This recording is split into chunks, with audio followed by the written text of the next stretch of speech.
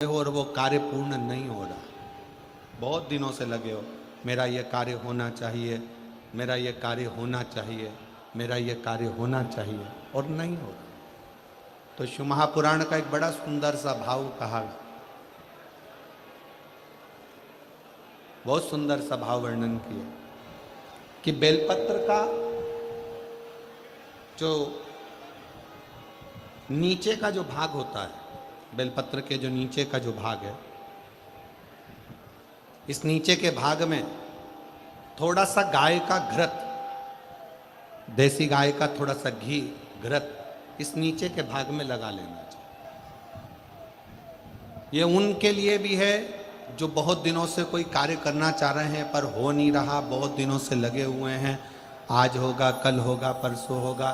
कोई फाइल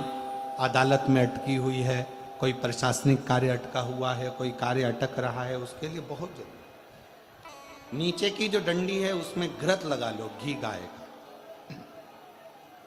और इस दो पत्ती और बीच की पत्ती के बीच का जो डंडी का भाग है, बीच की जो डंडी का भाग है, इसमें लाल चंदन लगा लीजिए, बीच के भाग में लाल चंदन। और किसी भी प्रदोष के दिन प्रातः से लेकर शाम तक के बीच में, प्रदोष काल के मध्य तक के बीच में कभी भी इस बेलपत्र को शंकर भगवान को, ये जो डंडी का मुख है, ये डंडी का मुख जलाधारी की ओर हो और इस बेलपत्र को शिव जी पर समर्पित कर दो। एक लोटा जल जो आप लेकर गए हो उसको 3 बार इसी बेलपत्र को चढ़ाने के बाद जो जल लेकर गए हो वो 3 बार अपनी कामना कर कर इस बेलपत्र पर समर्पित कर दो। इसी बेलपत्र को वापिस लेकर आ जाइए और अपने कोई भी स्थान पर, पूजन वाला आदि कोई भी स्थान हो वहाँ उसको रखिए। 3 महीना तो जाने दो, अगर बाबा ने चाहा तो 15 दिन भी नहीं लगने देगा और कार्य की सफलता जरूर, कार्य की सफलता जरूर। शिव उपासना पार्वती जी के जीवन में, माता पार्वती जी के जीवन के अंतर्गत कितनी कितनी अड़चने, कितनी अड़चने, कानों का स्पर्श अवश्य जब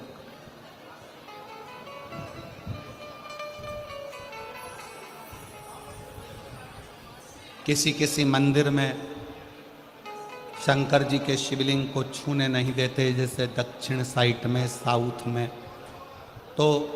अपने ही घर में जो शिवलिंग है उसके 3 स्थानों का स्पर्श अवश्य करें। समझिए,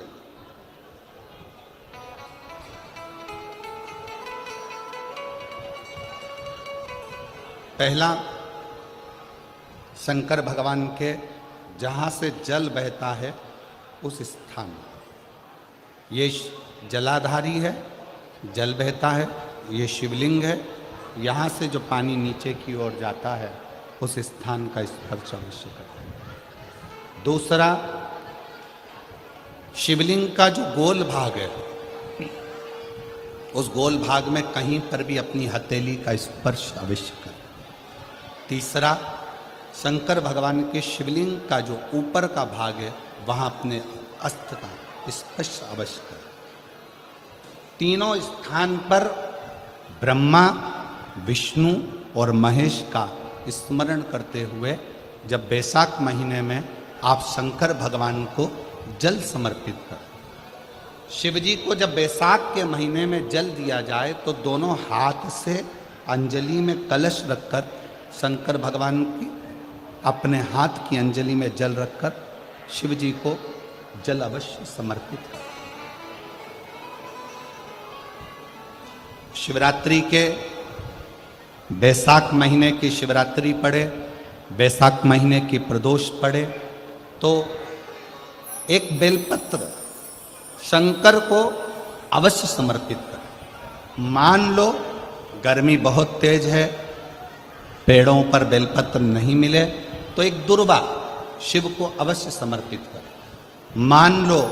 बहुत तेज गर्मी पड़ने पर, या रतनगढ़ में तो हम देख रहे हैं रजी रज धूली धूल इतनी है, मिट्टी इतनी है कि यहाँ तो दुर्वा मिलना भी बड़ा मुश्किल है। तो एक चावल का दाना शिव को जरूर समर्पित करो, उतने में, उतने में।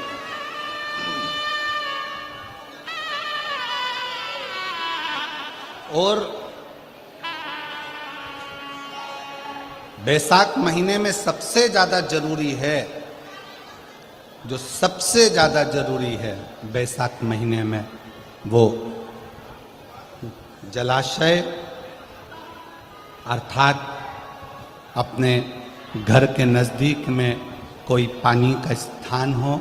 जलाशय हो, वहाँ का जल शिव को समर्पित करना,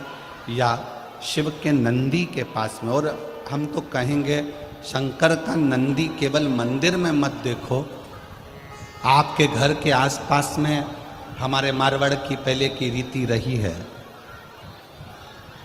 राजस्थान में